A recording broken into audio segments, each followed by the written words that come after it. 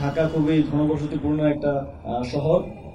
সেখানে স্বাভাবিকভাবেই খেলার জন্য পর্যাপ্ত পরিমাণ ফ্যাসিলিটিস, মাঠের অনেক অভাব রয়েছে।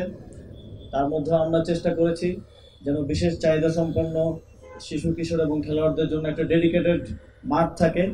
সেখানে শুধু তারাই খেলবে, অন্য কেউ খেলবে না, এবং সেখানে যেন খেলাধুলা নিয়মিত চলে সেজন্য আমি যারা দায়িত্বে থাকবেন, এই মাঠের সার্বিক প্রশাসনিক দায়িত্বে থাকবেন, আপনারা এটা নিশ্চিত করবেন আমাদের অনেক ডেডিকেটেড বিশেষ চাহিদা সম্পন্ন শিশু কিশোরদের জন্য অনেক স্কুল আছে, সেখান থেকে তাদেরকে খেলার জন্য এখানে নিয়ে আসবেন।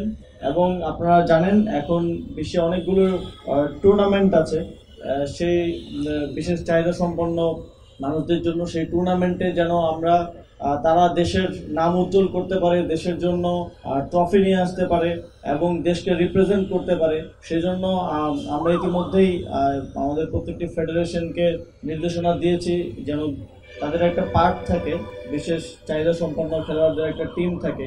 আপনারা জানেন বিসিবির অলরেডি একটা ক্রিকেট টিম আছে, এছাড়াও অন্যান্য ফেডারেশনগুলোকে আমরা সেই নির্দেশনা দিয়েছি।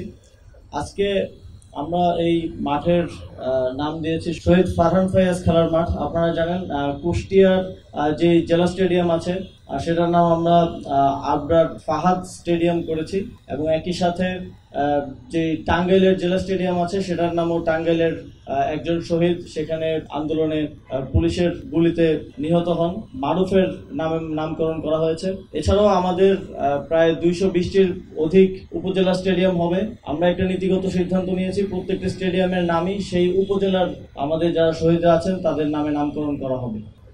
আমরা এই উদ্যোগটা নিচ্ছি কেননা আমরা চাই যারা জীবন দিয়ে এক সীমাহীন ফ্যাসিবাদী দুঃশাসন থেকে আমাদেরকে মুক্ত করেছে, যাদের রক্তের বিনিময়ে আজকে আমরা স্বাধীনভাবে কথা বলতে পারি, আমরা দেশ পুনর্গঠনের স্বপ্ন দেখছি, রাষ্ট্র সংস্কারে সবাই অংশগ্রহণ করার সুযোগ পাচ্ছি, তাদেরকে যেন আমরা কখনো ভুলে না যাই, তাদেরকে যেন বাংলাদেশ কখনো ভুলে না যায়, সেটা নিশ্চিত করার জন্য আমরা এই ক্ষুদ্র প্রয়াস নিচ্ছি। আসলে এই ত্যাগের, এই রক্তের মূল্য পরিশোধ করা কখনোই সম্ভব হবে না, কিন্তু আমাদের সাধ্যের মধ্যে যতটা সম্মান শ্রদ্ধা প্রদর্শন করার আমাদের সুযোগ আছে সেটা আমরা চেষ্টা করছি।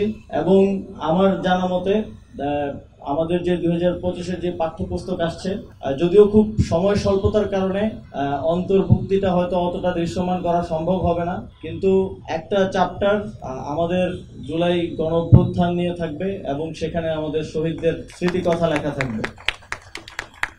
এবং আমাদের পরিকল্পনা আছে পরবর্তী বছরের যেই পাঠ্যপুস্তক সেখানে যেন জুলাই গণঅভ্যুত্থানকে আমাদের পরবর্তী প্রজন্ম শিখতে পারে, পড়তে পারে, সেজন্য যথাযথভাবে সেই স্টোরিগুলোকে, সেই বীরত্বপূর্ণ স্মৃতিগুলোকে যেন আমরা তুলে ধরতে পারি, সেই প্রচেষ্টা শিক্ষা মন্ত্রণালয় নিচ্ছে।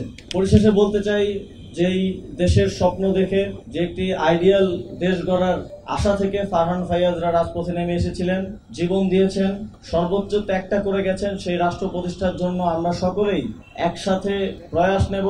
আমরা সকলেই যার যার জায়গা থেকে একটা সুন্দর বাংলাদেশ গড়ার জন্য কাজ করে যাব, যাতে করে ফারহান ফায়াজদের যেই ত্যাগ, সেই ত্যাগ কখনো বৃথা না যায়। আজ আমি এই ফারহান ফায়াজ খেলার মাঠের উদ্বোধন ঘোষণার মাধ্যমে আমার বক্তব্য শেষ করছি।